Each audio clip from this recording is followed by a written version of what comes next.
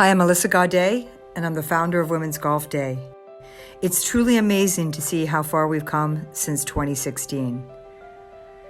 There have been so many places and people that have participated in Women's Golf Day events around the world.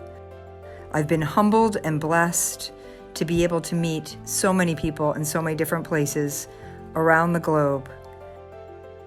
And we have all been united by wanting to make golf more accessible for women. So I invite you to join us on Women's Golf Day. It is a unique event. There's nothing like it in the world.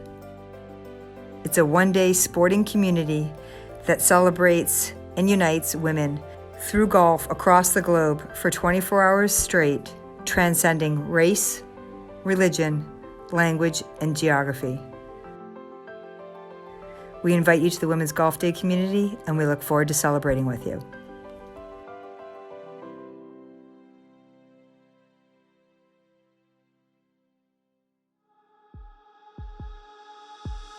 Hi, I'm Elisa Gaudet, and I'm the founder of Women's Golf Day. I started playing golf around the age of 12, and then I did stop during university years. And when I actually took a job, I started to play because my aunt was like, oh, it'd be great for you to get involved in for business, as we all know, to get back into golf. And that's how I got back in. So I started in the golf industry in 1999, working for the Tour de las Americas, the Latin Golf Tour, and on the business side. So sponsorship, PR, marketing for that tour. And when I was in Argentina in 2000, on my plane ride home, I met some people from the PGA Tour, a gentleman named Ross Berlin. Stayed in touch, and they called me in, and then I worked for the PGA Tour. And I ran, myself and another gentleman were sent to Mexico for 14 months to run the 2002 World Cup, EMC World Cup at that time. So it was an MBA program. It was really good, and I am forever grateful. It was a lot of work, crazy lot of work. Long nights, out of the country, it's only gonna be there once. But it was extremely rewarding. And from there, then I have stayed in the business side. And then, as you know, I stopped, I wrote 3 books. 2011 to 14, that time, and then got back in and had this idea with Women's Golf Day. So, I've pretty much stayed on the business side, and I still, with this, is kind of a combination, I think, where I can be passionate about, having it enhance the golf business, but also there's a lot more human interaction with this. This year is the 5th year of Women's Golf Day, and it started actually as a passion project with some other colleagues and myself, veterans in the industry. We've been working in the industry for 15 plus years, and it was frustration. I've gone to numerous conferences, Golf 2020, and look at the state of the game, and hearing, people, mostly men, saying that they want to get more women in the game, but saw very little action. And I don't necessarily 100% fault them, because it did take, it takes us or anybody to really look at some statistical data, to take that data and then implement it into something that's an action forward event or movement or something. And we did the first year not having any idea what would happen, and it was very well received, and that's the consumer speaking. That's not an industry pushing something, down the throats of golfers or new people or what have you. So I think it was a combination of short format, fun, accessible, easygoing, inviting, and informative, and it ended up, I think the first year we had 430 some odd locations in 28 countries. And so we knew we were on to something. And then it's obviously expanded since then to over 900 locations in 52 countries. On the same day. On the same day, everybody. Yeah, the mission of Women's Golf Day, our tagline is engage, empower, and support. And I know we throw these things around a lot, but we truly are. That is, we are engaging women around the world to give them an opportunity to try golf and find resources to then further go on and play golf, to empower them, knowing you have a support system, and I mean that is part of supporting as well, but that we're doing this all around together and there's other women, and whether they are good golfers or have never tried, that they feel that they're engaging and being supported. And that's, these have become more like community events, and people look forward to it every year, and it's supposed to be fun. It's like the birthday party of golf, I always say. We're never, or the New York Marathon inverted.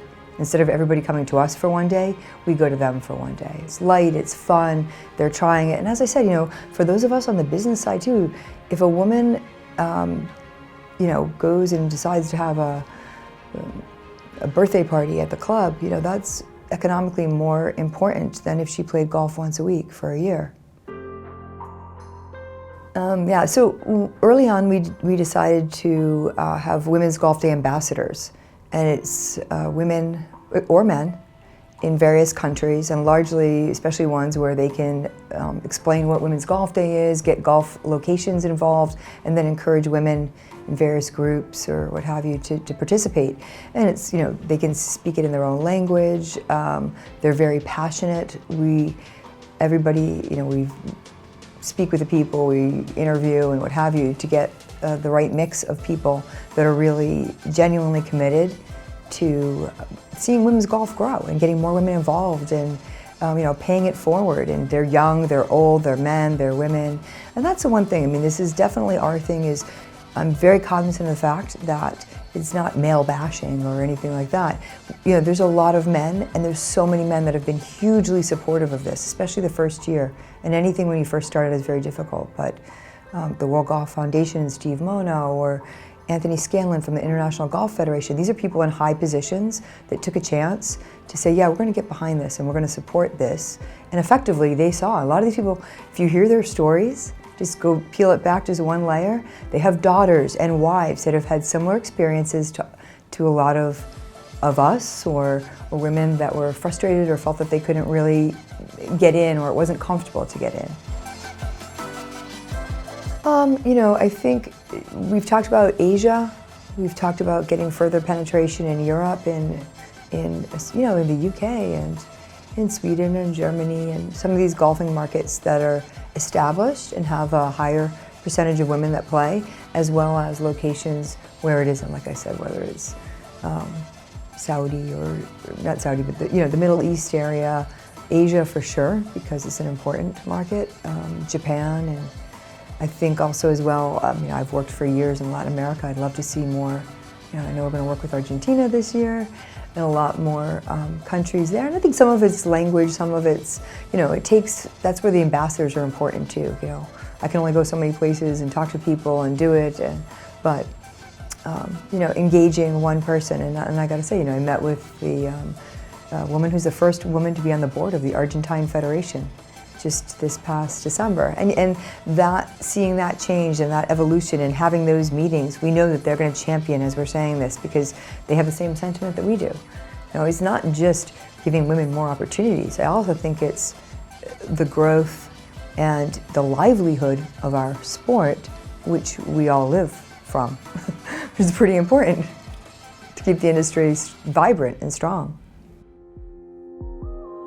WGE 365 is now for women that are a little more interested in some other things, and we're going to try to roll out whether it's trips for them to partake in, or maybe seminars or summits, or some type of offering where they could get discount on golf products and things like that.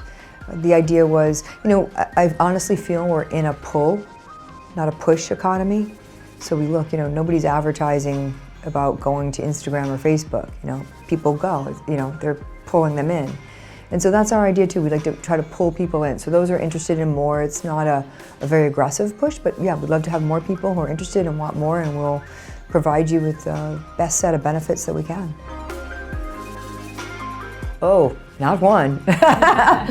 I go to 2 or 3 if I can squeeze it in. So yeah, every year, New York City was the first year, and I went to a retail location and a driving range at Chelsea Piers. It was amazing, yeah. And then last year I was at the David Ledbetter Academy in Orlando. They had 148 women. And that was pretty amazing. So yeah, I try to get around as many as I can, but it's by that time it's a little craziness. I think the potential for Women's Golf Day is somewhat limitless. I mean, ideally, sure, we'd love to have all the countries, every country that has a golf facility, at least one location in that country. We'd like to see working, I think as we become more established, the other governing bodies and everyone becomes more comfortable, but really solidifying ways for them to engage on that day to help take women to the next level. That's not something that we will ever do. You know, we're pretty clear about we want to stay in our lane. But I think the camaraderie and the connection, as we talked about earlier, you know, connecting and allowing more people around the world to feel that connection. So that human interaction, that connection with nature, that connection with yourself. And as many people, I know it sounds very cliche and what have you, but yeah, we're actively working. So we'd love to see as many people, as many locations as we can get. We'll just, it's a simple thing, and we try not to complicate it. More locations, more women. The impetus and the energy to keep going and keep doing this, I will say this is where, you know, my first career out of college was modeling and acting. And this is where if somebody says no to you, they're saying no because they don't want you. I think you learn to handle rejection. And you know, there was a lot. So as much as we've had people that champion, there was a lot of naysayers and what have you. And it is challenging, there's no doubt, because it's still, you know, an entrepreneurial venture with a great team. But what keeps me going is sometimes the email from Uganda, hearing about Saudi Arabia. Morocco went from 1 event to 9 during Ramadan last year. You know, they're facing, I'm seeing people that are doing this and pushing and challenges in locations and places that makes mine seem less and that I have to keep going. You know, on a personal note, yes, I never had children. So to some degree, I think that when I leave this earth, this is my fingerprint, that hopefully I will have left something that, you know, goes beyond my physical life.